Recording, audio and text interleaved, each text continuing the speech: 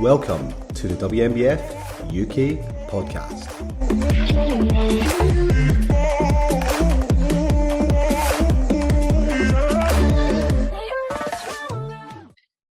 Hello and welcome back to the WNBF UK podcast with me, Sarah Glanville, as your host. Today we are joined by our 2022 first-timers and novice overall women's champion and novice Fitbody champion, Natasha Williams. Hello Tash, how are you today? I'm good. How are you doing? Yeah, I'm good. I'm so excited that we're finally getting a chance to catch up. It's been so long. I know, it seems like forever. Yeah, forever. So just for our listeners, Natasha competed with us in WNBF UK in our first timers and novice championships back in July last year. And she went on to take the novice Fitbody title and then on to smash the women's overall and take home the very sweet looking WNBF UK champion sword. So did you find somewhere to keep your sword? Oh yeah, my new house. Yeah, It's taking pride of place, don't worry about that. Yeah. Yeah, mine's actually up in the office, audio format, so we can't show anyone, but yeah, definitely got to find a special place for the sword. So I've really been looking forward to us catching up. Tash, it's been so long since we've seen each other. I think we said it was the first timers event last year. Yeah. We definitely have so much to chat about and catch up on. So I also want to find out what you've been up to since we last spoke and what your plans are for a return to stage. But we do have a really interesting topic of conversation for the podcast today, and that is excelling as a hybrid athlete. So I guess the perfect place for us to start then, Tash, is for you to tell the listeners a little bit about your less traditional route into bodybuilding. Yeah, so I guess my main sport really is CrossFit. At CrossFit Midway, representing. So yeah, I've done that for the last kind of 5 to 6 years. I mean, before that, really, I did a few kind of things. Like I did a half marathon. I did a little bit of kind of hypertrophy training here and there, had PT. But yeah, predominantly my core sport is CrossFit. I think before bodybuilding journey, obviously. And yeah, so I guess like always training for performance, never for aesthetic, really. So I kind of had no idea what I was in for when I started on the bodybuilding journey. And just had loads of questions in my mind about kind of how I might look, you know, categories, heels, all of that kind of stuff, just complete far throw from the CrossFit world. So yeah, I am quite a big shift for me, but also really complimentary, I think. Yeah, definitely. I'm really keen to dive into that, kind of how they complement each other. But it's really interesting that CrossFit's your kind of main sport. Obviously, as you say, you found yourself competing last year, and there's just so much. They're so different, I think, like competitively, training style and stuff as well.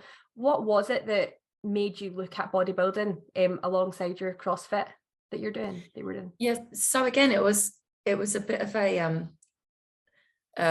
unorthodox route, I suppose. I without giving CrossFit its bad name for injury, I unfortunately over the lockdown period I had 2 injuries, one after the other. So I sprained my ankle when I was out on a run, and I tore my rotator cuff quite soon after that. Yeah, it was pretty rough, to be fair. And that was just as lockdown had started. So I was out of the game in a lot of ways for a fair while.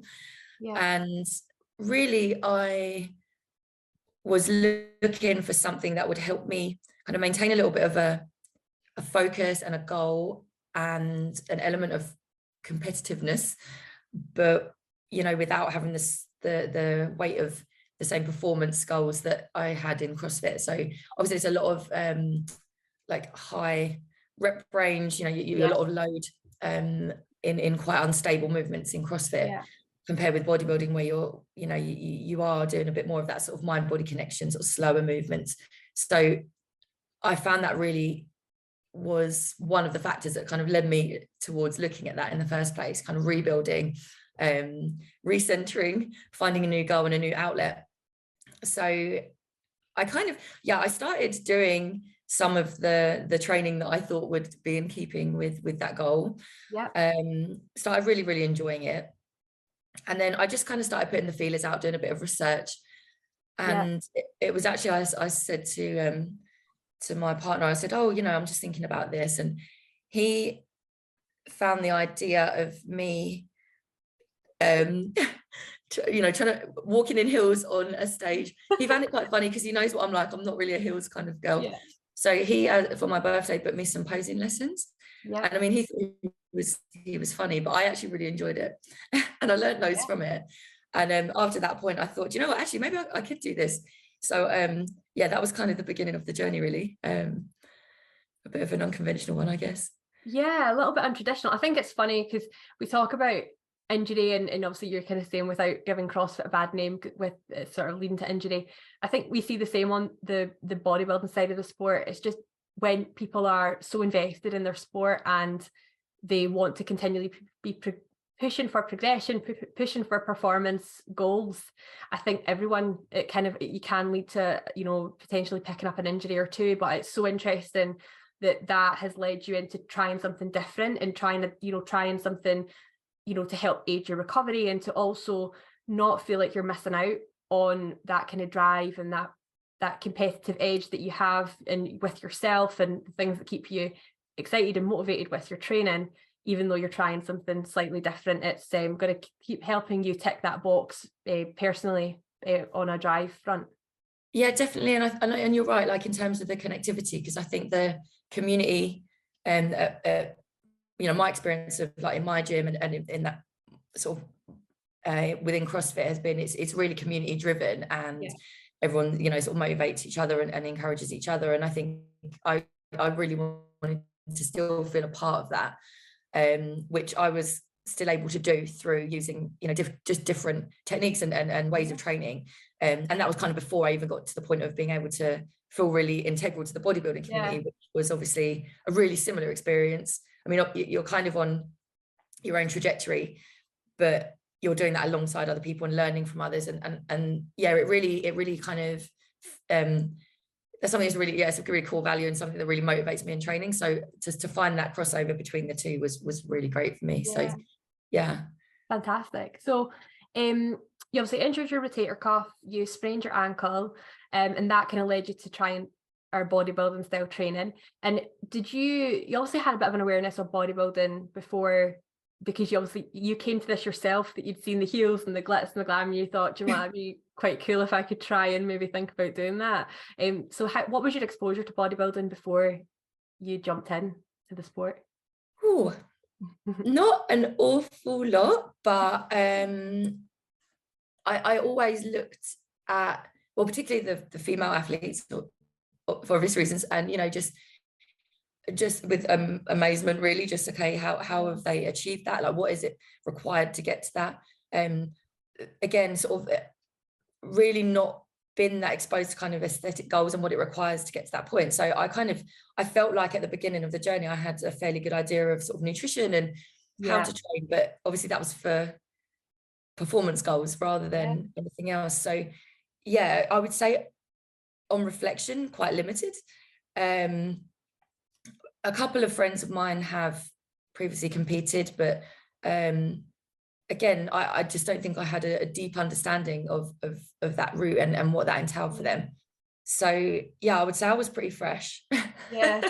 And I think that until you're immersed in the scene, you only see the highlight reel on social media, or you know, even like the very sort of high level athletes that are out there doing this as, you know, professional athletes. That's what we see, and it's really hard to know what it takes to go into it until you're actually immersed in it, or you speak to people who are involved in the sport. I suppose it's the same for me. Like, I have very limited understanding of CrossFit, so for me I see a lot of what happens at the games, you know, the CrossFit games or during the Open, and it is very much like the highlight reel. So until you start taking part in the sport, it's hard to know what you're walking into. So I guess just from my limited understanding of CrossFit, I feel like the training styles are obviously completely different. You know, CrossFit's very much about performance and endurance and you know, probably strength, and I think there's a lot of obviously technical skill that's involved in it. So with Olympic lifting and whatnot and gymnastics movements. So how did you find the switch from training on that for those purposes and for those goals to training for hypertrophy? How was that change for you? Yeah, so it did feel quite different in terms of the structure. I think there were some things that crossed over, which was great, because, you know, like your core kind of compound lifts and things like that are integral to both. So that was familiar territory. It was more kind of about understanding, you know, like the rep ranges, like how your like progressive overload, just things that like are probably quite bread and butter to a lot of you know, bodybuilding athletes, and I would like to think to myself now, just weren't really there for me, just because of the style of training, like you know, within CrossFit.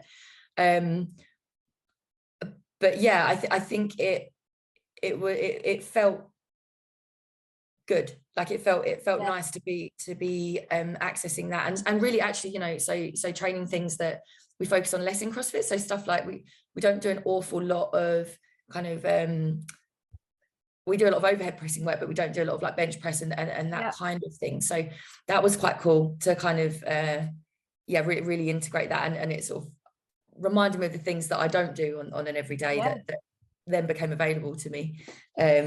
So yeah, it was at the same time, it was a bit of a challenge, because, you know, sometimes you're thinking a lot about, well, a lot of the time in CrossFit you're thinking about efficiency, whereas you've kind of got a different angle when you're training for hypertrophy. So yeah, so something's familiar, something's very different. And I'm talking, you know, very much, sorry, when I'm thinking back, I'm thinking about prep, really, because the whole of the off season I wasn't being coached so by you know, anyone within the bodybuilding community. So I guess I missed that portion of what that might entail, really, in a structured way. So yeah, it wasn't until prep, and obviously you're very structured during that time. So that did feel quite big, you know. I mean, I was kind of going to ask this. So in terms of when you were injured, and you obviously knew that CrossFit wasn't something that you could or should be doing a lot of whilst you were going through your recovery, did someone say to you that you might want to try a different style of training, or was that just completely self-led? You obviously said you took yourself through that style of training, but was that self-led? No, so I mean, I've got to give a lot of credit really to my physio, Natalie, Restorative Motion. She is amazing. Well,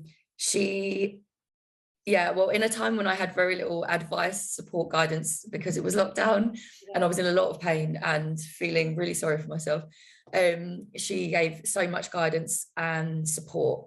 And part of what I guess she kind of planted some seeds there, because, you know, she was talking to me about all the biomechanics of my shoulder and kind of where it needed to be strengthened in order to get back to a level of performance.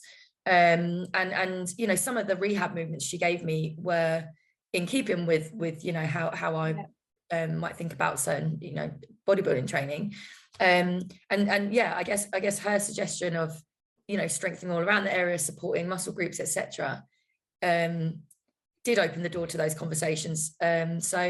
So yeah, I do have to give her the credit for that. She saw me through the whole journey, as well, at those times when I really thought there wasn't any light at the end of the tunnel. So that was a little a sprinkle of inspiration in there. And actually, when I was sort of dabbling with the idea, well, I guess I was a bit more invested than dabbling, but you know, I got in touch with Pro Prep, and I had a conversation with Steff, and she was so good at kind of, you know, reframing all my thoughts around it, and encouraging me to really go for that goal. So yeah, that really solidified the view that, yeah, actually, okay, this is something that's helpful, this is something that's going to support my recovery, this is something that's going to you know, reinvigorate my confidence. Because I think I mean, really and truly, I mean, I was still in some of the recovery phase at that point still, you know. I mean, it functions a lot better now, but even a year or so down the line, it was still injury, not at full capacity. So yeah, I guess there were a few little inspirations along the way there as well. Yeah, no, absolutely. I mean, it makes sense that, you know, you're kind of directed in that, and then I think you come across to me, and for every time we've spoken, Tash, that you're an incredibly driven person. You're someone who is driven by goals and is driven by feeling like you're working towards something. So I think with injury, you know, you probably were just calling out for a way to positively channel that energy and feel like you were progressing that looked slightly different to the way that you were used to kind of fulfilling that drive within yourself. And obviously, as you alluded to, it's a huge injury. There's still elements still that you're still recovering almost a year later. How did you find that recovery process? Because how did you find that process, being injured and then going through a slow recovery that required a lot of work from you to strengthen and rebuild the tissue and the muscle around there? Oh yeah, I mean, long game. Yeah. And I'd like to say I'm a patient person, but I think I learned during that time that maybe I'm not. It took, it's the first kind of real sports injury that I'd had, so I didn't really have any other gauge for like how long something might take to fully recover. And yeah, it was tough. I think, like I say, with those elements of guidance, that really helped, and I think it helped me kind of see that there is a process, there is light at the end of the tunnel, it is going to improve. It's not it's not always linear, there is going to be pain, there is going to be discomfort, but you know, actually, if you've gone from not being able to even lift your arm to 90 degrees to being able to overhead press even half of maybe what you could 12 months ago, that is progress, and it will continue to get there. I think I learned a lot from it. It helped me understand my body and its movement better. So, you know, just a bit more about, because I always thought I, again, looked after myself quite well in terms of, you know, stretching, warming up, doing all them things that you're meant to do.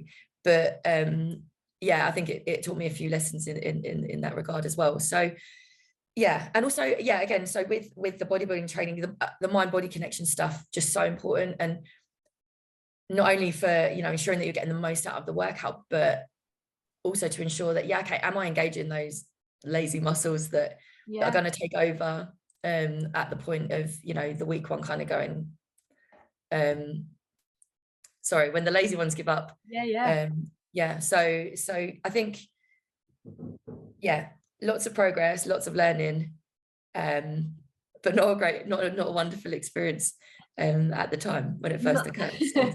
I think injury is a hard one, because it's nothing that you would ever want anyone to experience, to learn the lessons that you've learned. But I think that it's just it probably speaks volumes about you personally, that, you know, you take something like that happens and you're redirected, but you try to see the light in it, and you try to take the positives out of it, and you have learned something from it. And I suppose we're all a little bit guilty at times of, you know, we're incredibly invested in what training gives us and loving the process of training, but taking the shortcuts when it comes to a warm-up, or taking, you know, we're short on time and it's not warming up properly, that's the bit that goes, because you'd rather just get stuck in and do the bit that really you feel it matters. But as we progress and as loads get heavier and skills get more challenging, to do well consistently, that's when injuries can creep in, because, you know, we're putting our bodies under a lot of strain and a lot of stress.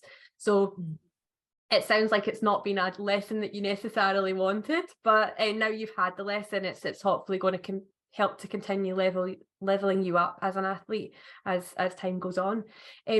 So it sounds like you obviously got so much from training in that kind of bodybuilding style way, and you kind of had an understanding of the sport before you kind of got really into it, and that kind of, as you say, probably more than just an interest, there was a wee bit of an investment there, thinking about potentially long term you could step on stage. What changed for you? Like, what clicked that made you go, yeah, I'm going to do it, I'm going to decide to compete in this bodybuilding thing? I'm really enjoying this. I think following that conversation with Steff, and her talking about her experience, and I mean, okay, so I'm going to divulge now. So I wasn't on Instagram prior to any of this either. So that was also new. I was a little bit resistant to that, but anyway, I've caved. indulged. So I guess, yeah, that was another bit about, I guess, why there was some lack of exposure. So but yeah, so I guess after that conversation with Steff and her talking about her experience, I sort of thought, yeah, okay, maybe this feels really accessible. It feels really aligned with my values, in terms of what I'd like to achieve and in terms of the way I'd like to do it. So yeah, I mean, looking into competing as a natural athlete, you know, I was looking at what my options were, and when I kind of looked at, you know, sort of WNBF and, you know, as such a well-respected federation, and just the vibe that I got from that, I just thought, yeah, this kind of speaks to me in a way that I think is going to suit me quite nicely. Yeah, I'm trying to think when the kind of penny drop moment was. I don't know that there was a massive one, but that was certainly that was a turning point where I felt, yeah, this is actually something I can do, and it's gonna be a nice fit for me. And the community feels like something that I want to be involved in. And I think we spoke a lot as well about, I know this is sort of a bit of a Steff catchphrase, but like staying in your own lane. And for me, I think particularly in light of having injury, really needing to do that for my own well-being, and just, you know, it's just a good thing to be able to do anyway, but a big bit of learning for me, I think. That was something that I thought, yeah, okay, so I can stay in my own lane and also do something that feels competitive and like an achievement, and that felt like a good forum to be able to do that. I think with that phrase of staying in your own lane, I think that as like initially on the surface of it, you feel like you're quite, you know, people say that and it feels quite pigeonholed. And I think that something for me that I've kind of learned in the last over prep and kind of as I feel like I'm maturing as an adult as well, is you're staying in your own lane is just about being authentic to who you are. And, you know, if you're driven competitively and if you're driven, you know, as long as you're doing something that feels like it's being true to you, that is your lane. Do you know, like, it's not about sticking to one sport or sticking to one one particular area of interest, and you're not allowed to look out with that. You know, if you find enjoyment and passion and drive in something, do it, go for it. So I'm so glad that, I mean, I think that it's been a great choice for you to sort of dip your toe in the competitive bodybuilding scene. And I'm glad that you obviously mentioned as well about the community aspect within natural bodybuilding and within the WNBF UK in particular. And because I understand how much of an important part of that is within the CrossFit community. And I do feel like we have so much of that within the natural side of the sport. You know, for me, that's been probably the biggest thing that's been the draw to me to sport is the community element and meeting people who are like-minded. So I'm glad that you kind of seen that, and that's kind of also what helped bring you through the journey. So you had decided you were going to compete. Did you know already what category you were going to move towards? Because you obviously would have a great foundation of muscle through the competitive stuff you've been doing with CrossFit and training previous. So at the beginning, absolutely none. I had no idea. I was clueless. I started doing my research, as I say, and you know, but there are so many, because I was looking at other federations as well, sort of prior to entering the competitions that I did. But yeah, no, it's a minefield, isn't it? It's confusing. And you know, even when you read the criteria, you're thinking, okay, but what am I going to look like? Because I didn't know what my body was going to look like when you know, I started prep, or you know, when body fat percentages start coming down. Like I had no real idea of what that was going to look like. I was fairly confident that I wasn't going to meet bikini criteria very well. Again, just because of the style of training I've done before. I thought I'd fit well into figure, because obviously it's one of the broader categories Yeah. across a lot of the federations. So that was kind of my estimate, my best guess. And again, it was only when I started with pro prep and we were having conversations about that you know, I sort of then became aware of the Fitbody class. But again, I had no real idea of, you know, well, am I going to be big enough? Am I going to be have enough musculature for that? Am I going to be able to get lean enough? Like, what's my body going to look like? So I was really guided during prep by, you know, the pros, the people that know. So that was really helpful. I mean, I did compete. So 2 weeks before the WNBF show, I did compete with PCA, and again, so their categories are entirely different. You know, that even their figure class is split into three. So I competed in the athletic figure category. But as I say, it was a little bit of a stab in the dark. I did have some guidance from the posing coach that I'd worked with before starting with pro prep, Stacey Boyce, and she did give me a bit of a clue as to where she thought I might sit. But I think in my own mind, I just thought, oh, I'm looking at these girls and thinking, oh, wow, is my body really going to look like that? So, you know, a bit of imposter syndrome, I guess. But you know, so no, category, that was a learning curve. I think it's one of these things that it's really hard to tell before you start, because as you said, you're never going to know what you look like until you're stage lean. And I think that what you've done is the right thing to do. You just have to go to the people who are going to have the best educated guess, and it gives you an idea, but also stay very open to being flexible. And as you get through prep, really, this is actually where I sit. So that's, and you know, it is hard as well when you're looking at multiple federations and they all call things slightly something different. Because I think that, you know, the Fitbody class within the WNBF UK is very much the athletic kind of figure look within PCA. It's, you know, very much a similar frame to figure, but slightly more muscular, slightly more lean. So it sounded like that, I think, was the perfect place for you to sit, obviously, last year. But also, you know, things can change, and as people progress through classes. But for someone like yourself who is coming into the sport with a long training history, a long competitive training history, and albeit a different sport, you know, it's very unlikely that you would have come in and went into bikini being the softest, smallest class. And it was it's everyone's journey is completely different into bodybuilding. Like, a lot of females come in at sort of at bikini often and then progress as I'm doing, but it's everyone's journey is completely different into the sport, and you just have to go in open-minded and speak to people who know, and then use your own judgment through the process as well. Yeah, definitely. It's an ongoing review, isn't it, as well, during prep? Yeah, absolutely.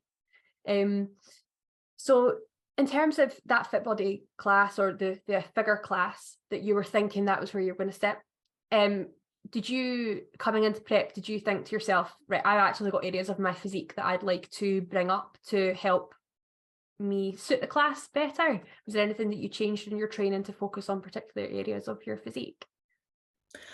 So I think I gave Steff really limited time. So I was really probably a bit too relaxed about the whole situation. So I contacted her when we had so I would have had 18 weeks, 16 weeks to prep for the first show, 18 weeks for the second. So I mean, we needed to get started ASAP. So we didn't have an off season together where we could kind of do a lot of where we might have done that sort of building, but obviously, you know, we did have a focus during prep and the opportunity to kind of tweak and sort of work on certain things. So a little bit of that was sort of quads and hams. I mean, I love training legs. I can do that 24/7, but it's that was one of the things. And I think as well for me, you know, the last place like to start showing any sort of definition, you know, is sort of hamstring area. So yeah, wasn't entirely sure how that was going to sit, as we were sort of really, you know, coming into sort of peak week. So that was one element. Also sort of chest and tries. So as I say, you know, as I said before, in CrossFit we don't do a lot of that style of lift, or we don't at my box. So yeah, so quite a lot more chest training than I thought we would be doing, which was interesting and fun, and I like that. So and triceps. So and that was interesting as well for me, because I thought I sort of have quite dominant tricep, but it was kind of about getting a bit of balance. Yeah, so some things that were surprising, but you know, I don't mind doing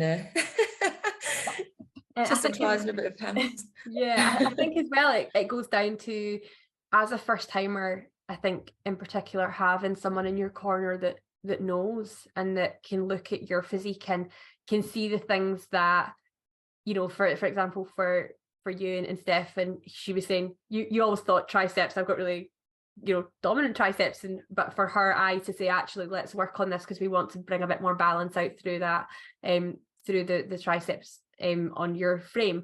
So yeah, I think that's really interesting, and it's just shows again the benefit of having someone in your corner with that experience. 100%. I absolutely agree, because it was something that I'd sort of tailed off training triceps a little bit, because I was concerned that they were gonna, I mean, they're not massive, but I felt like they were going to dwarf my delts, and I was really concerned about that. So it was interesting then to hear her perspective. And like I say, yeah, it's so important to have someone that really knows when they're looking at a physique, how exactly it should look, you know, specific to the class. So it's great. And like you said, like, I think it's something that happens to most of us women, just how body fat is distributed. It is kind of our legs and glutes and hams that does take the longest for any definition to show. And I think that it's also important that we come into prep, and like you said, obviously ideally you would have a nice off season to kind of really target areas before you start prep, and but coming into prep, not coming in with the idea that obviously all the hard work's done, now it's just about getting the body fat off. There's still so much time that you can invest, and although it's very unlikely that we're going to be building a ton of muscle, especially in really well-trained individuals who are not at the beginning of their training journey, but it's still coming into sessions with that intensity and with that targeted mindset of, right, okay, so for example, my delts, I need to work on my delts, so hammering delts the whole way through to make sure that if there's any little win that we can have, we're going to be taking it.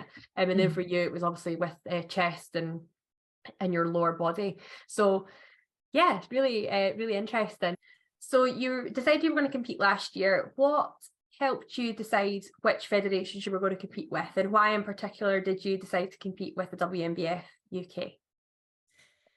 So I wanted to obviously compete in a first timers competition, and with PCA, I knew that they had a lot of first timers events, so it gave quite a lot of scope as to when I could compete. And you know, as I said earlier, like, I didn't have a lot of knowledge or experience around how long prep was going to take and that kind of thing. So it was a bit about timing. I'd also had some feedback, you know, to say that it was a well-run kind of first timers event, so I thought, you know, let's go with it. It looks fun. And with WNBF, it was, again, the timing was really nice. It was 2 weeks after that first show. It was sort of the pinnacle, really, of the first timers natural calendar for me. So I thought, do you know what, that needs to be the sort of ultimate goal. And if I've had a sort of, you know, a bit of experience so close to that one, then hopefully that will serve me well and help me feel a bit more confident within that realm.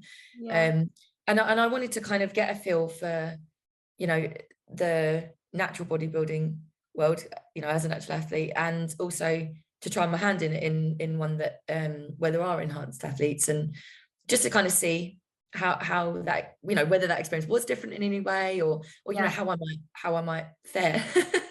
Really.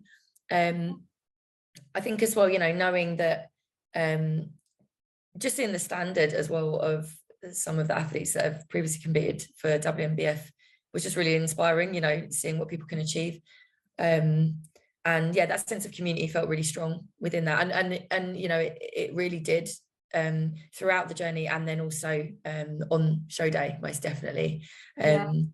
So yeah, really exciting, really enjoyed both experiences, really. I think that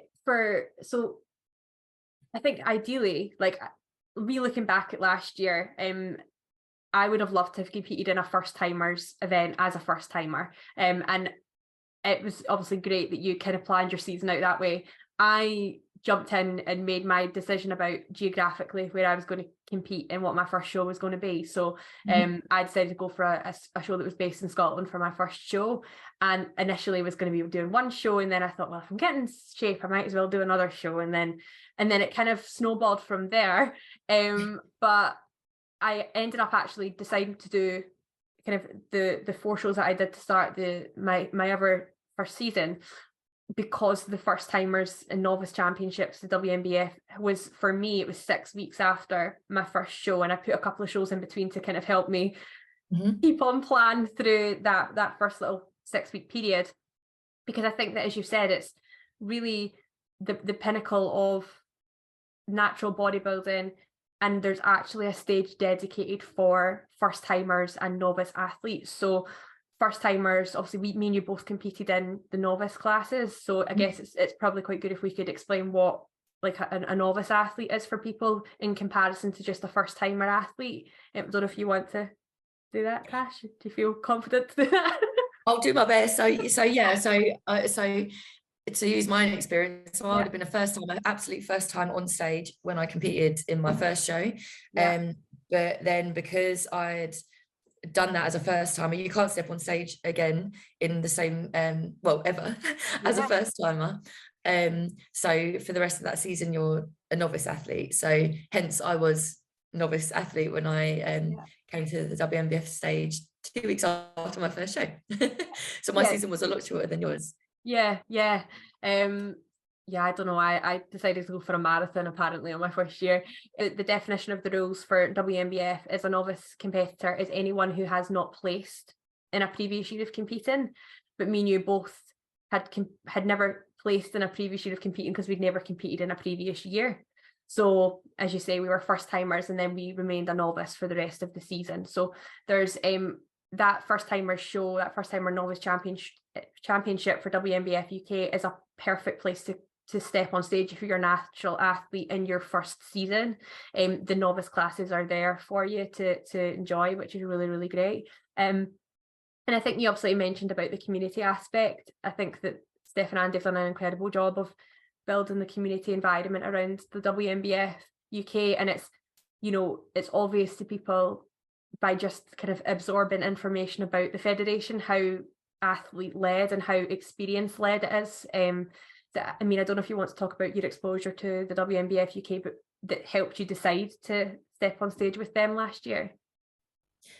Yeah, so I could see that real investment in athletes who had, competed with the federation and their investment. So I think, when you can see that sort of co-productive, reciprocal thing between, the federation and the athletes. Well, I mean, the athletes are the federation. It's just, it just, that really is evident. And I think, if the amount of sort of investment again, that inspires in people really speaks volumes. And I think, just people being out on the day, like, out on the floor, just kind of offering guidance and support and, just being available, I think is just a real key part of making that feel like a proper community environment.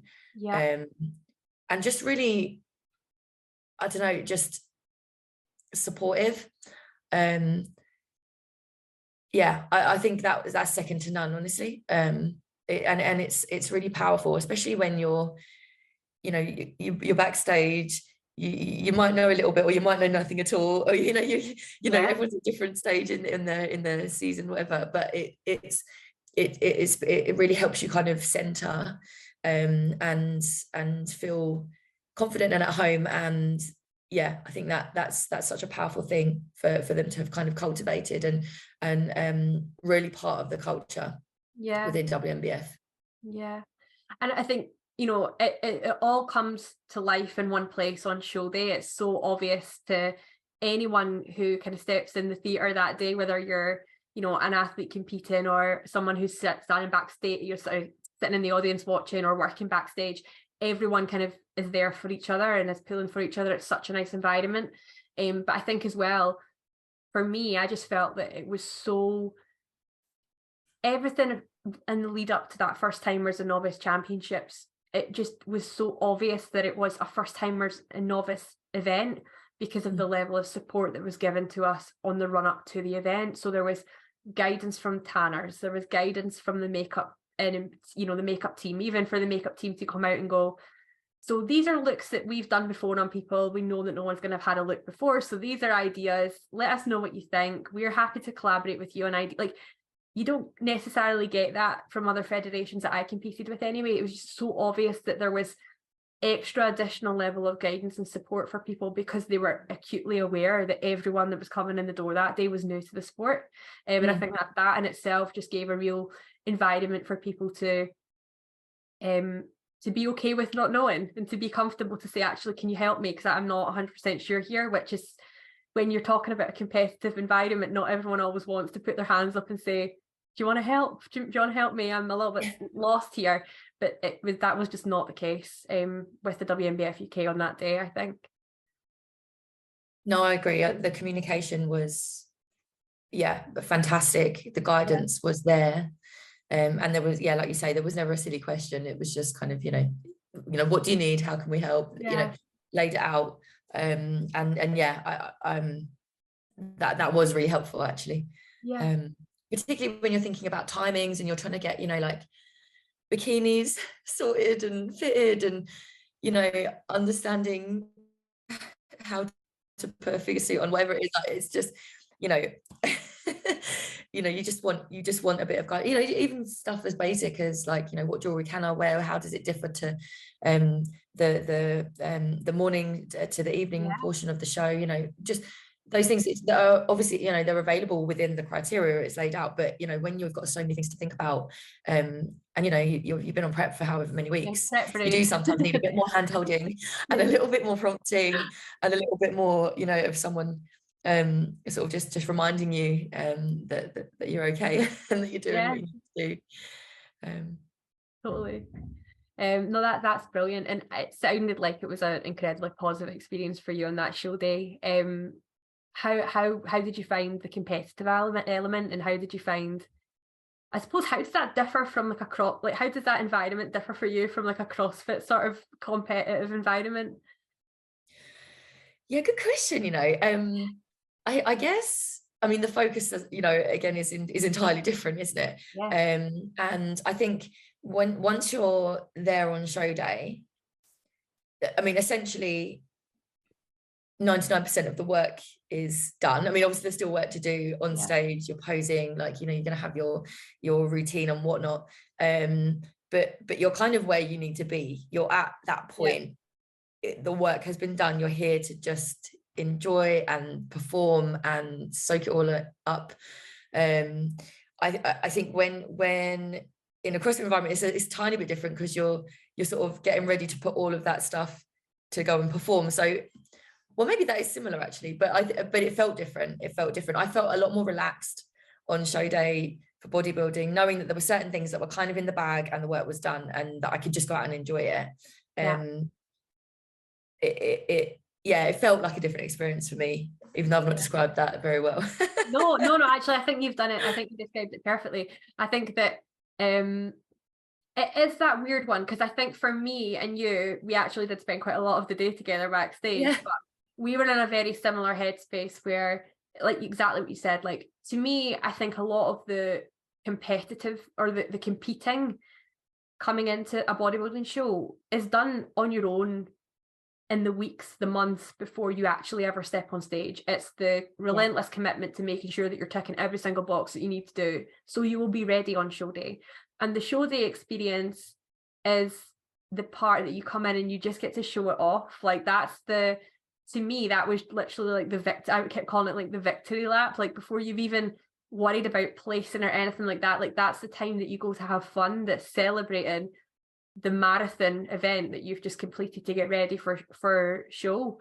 But in comparison to other sports, like obviously like CrossFit, I've competed in the past in different sports, and it's about your performance on the day that actually is what the only thing that matters. And in all reality, like, you can practice and you can sort of train and try to peak your performance for that day, but it just, if you wake up and you've got a stomach bug on the day, well, I suppose that would also affect your abilities on bodybuilding stage. But if you wake up and something doesn't go quite to plan, there's a lot that can go wrong on the day with your performance that will impact the outcome of how well you do in a competitive element in another sport. I think that's a much more coherent way of describing what I was trying to explain. But yeah, I agree with you.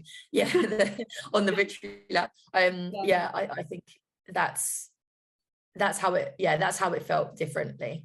Because like you say, you could, in your training for CrossFit or a different sport, you could, PB, but it doesn't necessarily mean that that's going to happen when you step out into a competitive environment, and like you say, you might have a tight shoulder, or you might have a whatever, not had enough sleep, and that can massively impact performance. But I think as well, it was, obviously you are looking at who else is going to be in your lineup, but I think it just feels so, it's just nice to see. Like, I think as well, like particularly, I don't know if this was just in our on the day when we did it, but there were a lot of female athletes backstage, and you're looking at, okay, who's doing what, and everyone just looks amazing and different. So that was just good stuff, really. I think I said something like this last time when I was speaking to Ian. Just, I think if you love, to me, my perception anyway, if you love the sport, if you love bodybuilding as a sport because you love the idea of seeing what you can achieve aesthetically with the human body, and you are looking to develop musculature, and you're looking to also push yourself to sort of extreme levels of conditioning to show that off, if you love that as a sport, you can't help but love when other people do it well. Like, I just love seeing other people who are in incredible shape. I just think that it's so inspiring. It shows you what's possible, and it shows you, it's like a celebration of the sport, I think, and that's how it feels when everyone's dressed up and tanned up and's got their sparkly costume on and their makeup done, and I love it. And I think that it's, for me, it was almost easy to forget that there's a competitive element to it sometimes, because you're just so excited to be around everyone else who loves this really niche thing that most people don't understand. No, 100%. And like, I remember stepping when we were on stage, when we went back out for the overalls, and there were, it was really nice, actually. There was one of the girls I'd met actually originally at the PCA. So to then see her again at WNBF UK, and to get the opportunity to step on stage with her, that was great. It was really cool, because we were in different classes, so it meant that we hadn't had that opportunity previously. So to be able to kind of go out and do that just made it all the more fun. And like you say, you just get to see other people and how they look, and that really excited me as well. It was really great. That's amazing. How did you find the overall? Like, did you expect to be there, or what? Like, tell me. No, it just blew my mind. And I think, we were all kind of backstage, and just, I think that the genuine feeling was just, I don't know, like, I get to step out with all these people who look phenomenal, and I'm just gonna, whoever take, it wasn't even really in my mind who was gonna take that, but it was just, I don't know, I just was looking at everyone thinking, oh my god, what a privilege. This is so cool. What a privilege. No, I did not expect that at all. Just I don't think it's set in, actually, like what had happened for a good few days. Yeah, me either. I think we actually were messaging each other like a week later being like, oh my God, that actually happened. Yeah, crazy. And also like, oh, how do I pose with the sword? I haven't prepared for this. Don't. I actually was like to Steff like a little bit annoyed afterwards because I worked with Steff for posing last year, and I was like, we didn't talk about what to do with the sword. Like I actually cringed so much at some of the pictures of me with the sword because I'm literally just standing there like, what do I do with this? And I was like, am I going to get arrested if I take it out? Like, what's going to happen? I remember looking at her in the corner of the stage, and I was just like, what do I? And she put her hands up. So I was like, okay, yeah, I'll do that. And I think there was one picture where I spotted my family in the crowd, and I'm just like I was looking a bit leery actually at that point, but I was just like, I can't believe it, and I was just so excited. But yeah, for everyone listening and not watching the YouTube, me and Tash look very awkward with our swords. That was the story. We looked very awkward. But no, incredible. Yeah, I mean, you looked phenomenal on the day. Like I worthy winner of the overall sword. It was, you know, such a you looked incredible, and the whole lineup was incredible. The whole day was just amazing. Like every athlete that stepped on stage was top class. I think it's hard to believe that was a first timers and novice event with the standard of athletes. So yeah, amazing. So I guess that brings us nicely on to what you've been up to since you stepped off stage. So you stepped off stage last year after the first timers event, and what have you been doing since then? So we had our sort of, you know, all the post-show kind of just, you know, dust settling and reversing out, and you know, just started a really kind of what I feel has been quite a productive off season, which again, sort of my first experience of that, because I didn't have that, as I said, you know, prior to the show. So we've had quite clear goals in mind and balanced that really, really nicely with CrossFit and my, you know, so that both elements of my training, which has been great for me. I've seen some, you know, performance improvements since you know, doing all the kind of hypertrophy style stuff throughout last year, and yeah, just been a really interesting few months. We've done you know, sort of a bit more of a powerlifting kind of focus as well, to kind of get numbers up and some strength back, trying to work on getting a more mature X frame. So I did the first kind of block that we really focused on. Steff called it the Cobra back. And yeah, you know, it worked wonders. I could feel that, you know, I could see it, and it was a lot of kind of lat focus, width focus, depth focus training. So, and I love that. So, and like I say, it's definitely helped with things like my Olympic lifts as well. So beneficial all round. We've taken a slightly different focus over the last couple of months. I did have a couple of CrossFit competitions dotted in as well. So yeah, there's been a fair few things going on there. But the guidance and coaching during the off season has been great, just for both, you know, sides of my training.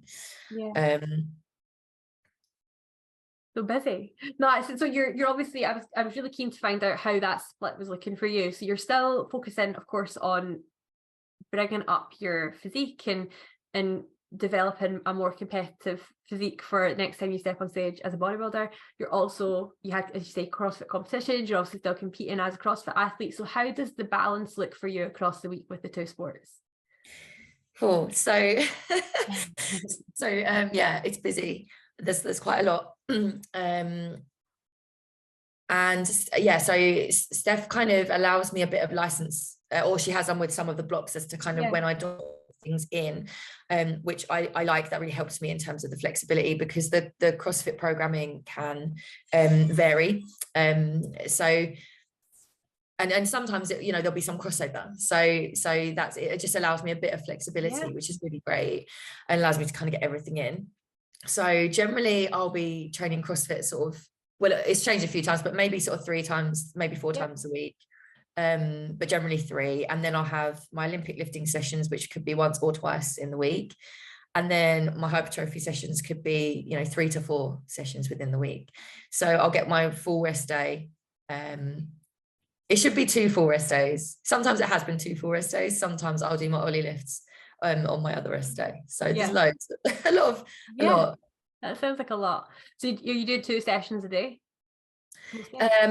That's generally how I'd work it. So like CrossFit in the morning generally is my preference, and then doing sort of the bodybuilding sessions in the evening. But again, like you say, sometimes there's crossover, so I just kind of have to make it work sometimes, but that's fine. It works really well, and I'm happy with it. There's a lot of different sorts of stimulus as well, which I'm quite used to with CrossFit, obviously. So and it's allowed me to kind of keep the skill working as well, which is probably one of my weaker elements. So yeah, it's good. No, it's good. It sounds like a lot. It sounds like recovery must need to be like on point for you. What does recovery look like? Obviously, you say you've got your rest days, but what else?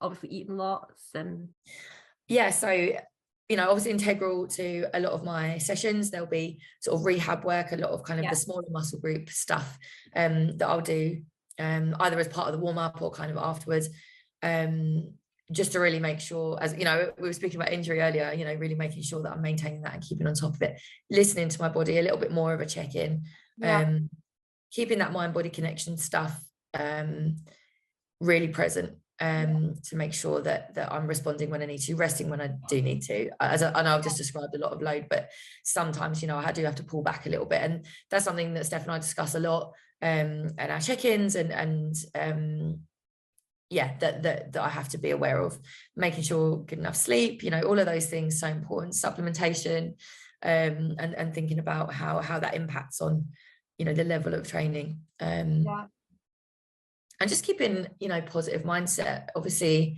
there's life outside of training as well, and for me there's been loads of changes and moves and exciting stuff happening, and it means that you just got to get the balance, and it's not always possible to get that right. And I think like that, just balance looks so different for everyone. Like everyone's life and recovery capacity is so different, and everyone's you like say stress is stress. Like if your stress is higher in some area of your life, it impacts another area of your life. So I, as you say, I think it's just so important, especially for someone like yourself whose training demands are incredibly high, is that you're just so in tune with your body and with what's happening with you, and being able to take that mature step to say, actually, I need to pull back a little bit here because that's it, there's more happening on this side of my life now, or my body's feeling a little bit extra tired or overtired or overly fatigued, and I need to be mindful of that. And it's about, you say, injury prevention, and performance long term is more important than the ticking every session off and sort of pushing yourself to the max on every single session. Sometimes taking the step back is actually the win, and it's actually the right thing to do. No, that's incredibly impressive. So you've also had a couple of CrossFit competitions as well. How did they go? Yeah, they were team competitions, which were they were just really fun. There was a team of 12 of us. We went to Bath University for the Strength in Depth in January, and it's a really sort of well-known and decent competition, and I was really, again, pretty honoured to be in the team with a lot of those guys. They're really highly skilled, strong, good athletes. So just in a different domain, just getting to be around people that bring a really nice energy, are all just inspiring in their different ways. So just really enjoyed that, and I had a lot of guidance, a whole different nutrition plan for the lead up to that weekend, and it massively helped me. Like, I noticed the difference in terms of my recovery after the comp. I've done CrossFit comps in the past where I've not really paid attention to that sort of thing in the way that I should, because I just didn't have the knowledge about it, and I've it's taken me a lot longer post competition to sort of feel like, okay, actually I can actually kind of get back up and do some other training, or, Yeah. or sort of feel like I don't have DOMs for days. So so that really did help. I think it's crazy how much sometimes you can underestimate like how like nutrition can play a part in your recovery.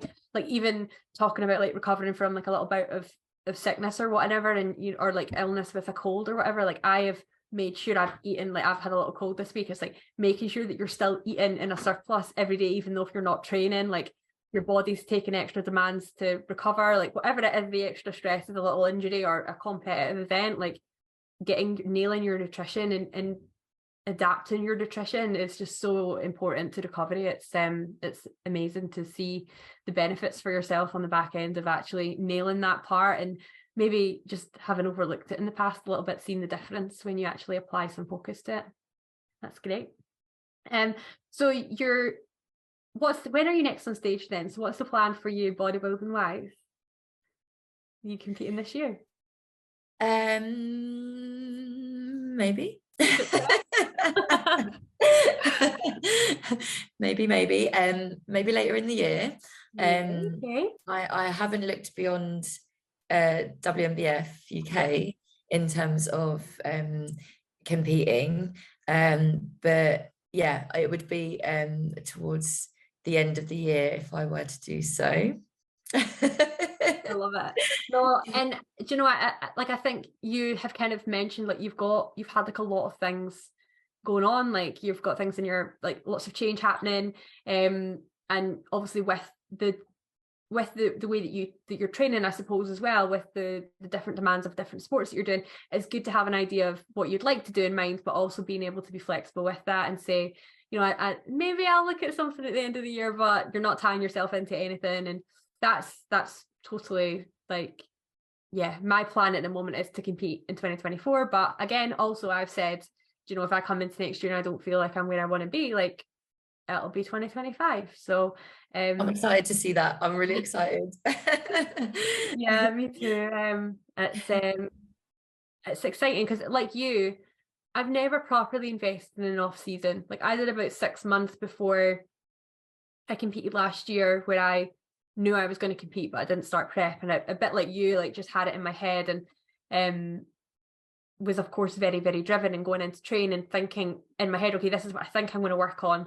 But this is the first time I've done a real targeted off season with a coach who's looking after my nutrition and my programming, and we've got like a whole 12-month plan of why we're doing everything that we're doing to get me to where I want to be. And it's exciting, and it's just exciting also to see how your body responds, I suppose. Like you're saying, you did a one block on the Cobra back, and you felt like you've seen, and for yourself, like being so well trained and so far into your training journey, to be able to do a block or a couple of blocks and to be like, wow, I can see things changing. It's exciting. And it's the same for me. Like I've trained for such a long time, but never with this level of intensity and targeted focus, and to be able to quite quickly see changes in your physique, it's exciting. It's really exciting.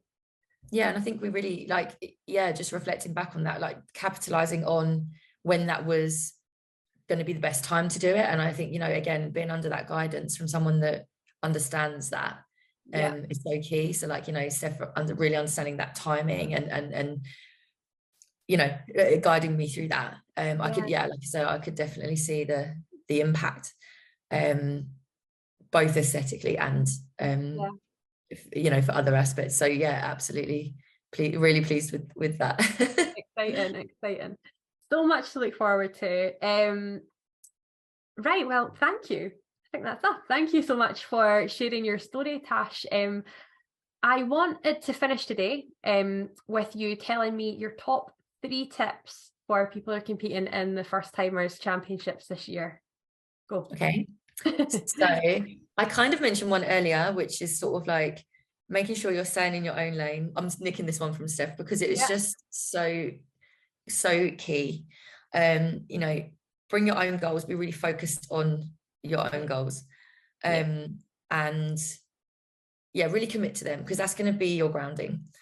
I think one that really would have been, I think one thing that I learned, so another second tip would be understand why you're doing the things you're doing. So I felt like generally, like during prep, I had pretty good dialogue, going on with Steff. So that I generally did have a pretty good understanding. But there were a couple of things on show day that I thought, oh yeah, actually, why am I doing that? And I couldn't ask her. Yeah. So when there needed to be a little bit of a plan change, I was like, oh, do I do this first or do I do that first? Like, when am I taking this supplement? When am I taking that? Yeah. So I think if I'd have known why I was doing that, which was my own fault, I should have asked, then that would have been a really good guide for me. Yeah. And third tip, what's my third top tip? Just give yourself time. I mean, this is ironic coming from me. I should take my own advice, but yeah, just give yourself time to plan, to prepare, to reflect, and yeah, those are my three. Yeah, I love that you said to reflect, because I think it's so easy just to get so stuck in, just keep plowing forward, but there's so much to learn on the prep journey, and there's so much to learn, especially in your first season. It's so new to you. It's really important to take some time out and just, how am I feeling about this? What's the lessons, what have I learned, what have the challenges been, what have I overcome? It's so important to reflect on the journey as well. I love that bit. So thank you. I'm sure that our first timers who are getting ready to compete this year are going to get lots from that. So I actually can't get over how good this little episode's been. It's really been really interesting to get an insight to yourself, how it's possible to excel as a hybrid athlete. Like it's becoming tradition, I can't actually let you go without doing our 10 rapid fire questions. So this is totally going to be my test to see whether guests have been listening to the previous pods, because I'm going to do it every one, but I'm not telling you that I'm doing it when I send you your questions before we record. So I'm just going to go through the 10 rapid fire questions. I need you to give me the first answer that comes into your head. Are you ready? Okay. I think so. Let's go for it. Okay. Cream of rice or protein oats? Protein oats. Post-show meal of choice? Oh, something with rice. Something with rice. I know, just love rice. Yeah, I love rice too. Pump or stim pre-workout? Pump. Mm-hmm. High rep range or low rep range? Low. Steps or Stairmaster? Steps. Free weights or machines? Free weights. Are shows one from the front or one from the back? Back. Off season or prep? Oh, off season, I think. Yep. Best part of show day? I can't even think of the best part. All of it. All of it. Yeah, that's a cop out. That's a cop out answer. I know that.